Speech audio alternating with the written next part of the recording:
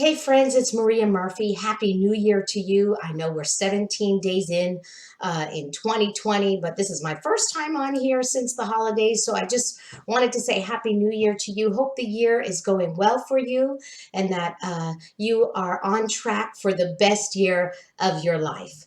The next few videos, I want to talk about focus. Focus is something that since I was a child, I've had issues with. And so I've been learning more about it. And last year, my word for the year was actually focus. And so I learned, some about it, a little more, and it's been helpful to me. And so I just wanted to share a couple tips that I have found that experts have talked about and that I have implemented, and it has helped me. So, focus tip number one. Allow 15 minutes. Now, this is for the end of your day. So this is to close your day. And if you work a 9 to 5, this will apply. And also it will apply to if you're a stay-at-home mom or dad, or if you run a home business. So anybody can, do this.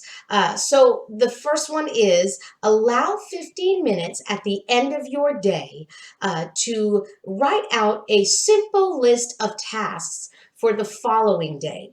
Now, when you do this, what this helps with is it helps you set boundaries around where your mind goes when you get home or when it's time now to focus on family if you're a stay-at-home mom, and everybody comes home or dad, and or if you're running a business, you have to at some point spend time with the family and do the things that you need to do to maintain your life.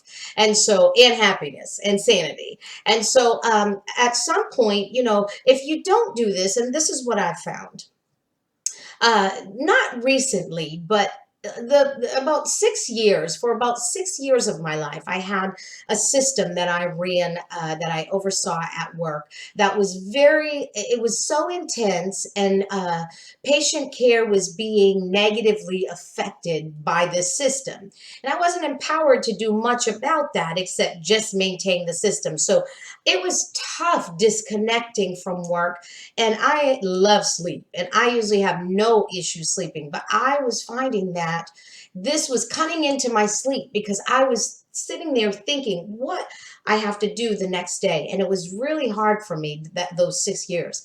And so I no longer have that system, thank God. But, this still applies with other things that I have going on. So what you do is you take 15 minutes and just write a list of tasks for the following day. So the question is, how many tasks? Is it 5? Is it 10? Well, you know how much time you have at work, or, that you've set aside for your business, or how much time you have. So you need to work that list out accordingly. So if I know there's a task that's going to take 2 hours to do, if it's a tough task, that might be one I tackle first thing in the morning. And tomorrow, I'm going to talk about some tips for the morning. So stay tuned for that. But for the evening part of it, just a simple list of things that you're going to do when you get in the following day. You say, well, I can just do that when I get to work. No, because here's what happens. This way, you're not bringing it home with you. You already know it's sitting on your desk and you know what you're going to do the following day. And then when you get to work, you just start working on those tasks, and you just start. I know every day is a different day. So every day your tasks are going to be different, probably, unless you work a job that you have a good routine. But this is important. It really, what this is doing is we're really trying to address your mind gravitating to work while you're at home, and giving you that balance that you need and that we require, when we need to rest. And so focus tip number one is allow 15 minutes, set a timer on your phone, and set that timer for the task that you have to do tomorrow.